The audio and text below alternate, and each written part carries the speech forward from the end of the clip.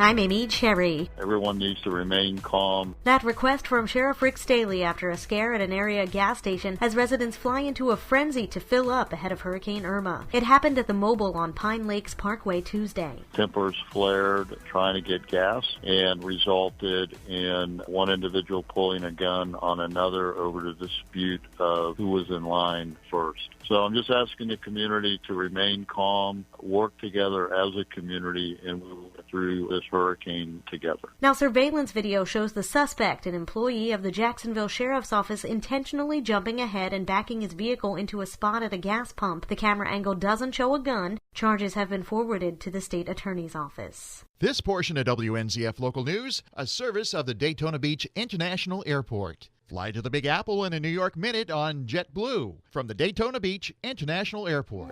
Flagler County schools will be closed tomorrow and Monday in anticipation of Hurricane Irma, and we've got several other closures to tell you about. The Intracoastal Waterway cleanup scheduled for Saturday has been called off, along with the Palm Coast and Flagler Beach's senior games. In fact, all parks will be closed and recreational programs canceled from Saturday through next Wednesday. That includes the Frida Zamba Pool, the Palm Coast Tennis Center, and the Palm Harbor Golf Club. The 9/11 Fallen Heroes Memorial, scheduled for Monday, has been canceled. All courthouses in the 7th Judicial Circuit, which includes Flagler and surrounding counties, will shutter at 5 p.m. today and won't reopen until next Wednesday. Sheriff Rick Staley says they're working on emergency plans. We are preparing for the worst and praying for the best.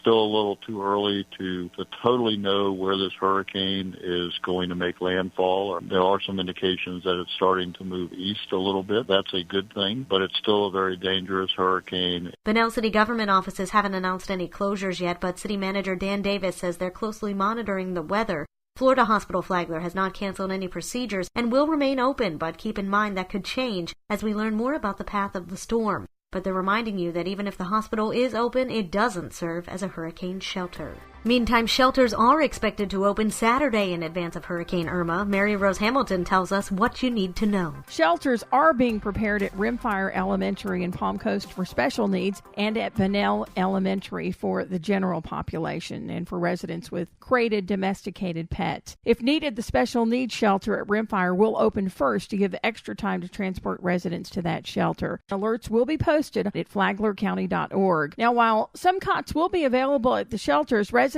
are permitted to bring single twin-size inflatable mattresses. Queen and king-size mattresses are not allowed. You should also bring your 72-hour supply of all medications, sleeping bags, pillows, blankets, extra chargers, and batteries for electronics. Not allowed are weapons, illegal narcotics, alcohol. Animals must be crated and must have their current vaccination records and supplies, including medications, 4 pet maximum, and no snakes, reptiles, or farm animals and livestock. For Flagler's Morning News, I'm Mary Rose Hamilton. Tensions continue to mount within Palm Coast leadership, Ben Smith explains. Just over a month ago, the Palm Coast City Council held a special session to discuss the future of City Manager Jim Landon. At issue were a number of reports that city leaders, most notably Steve Nobile, were unhappy with Landon's work. That meeting ended with an agreement to delay the start of a nationwide search for Landon's replacement until January, with the expectation that a successor would be in place by late 2019.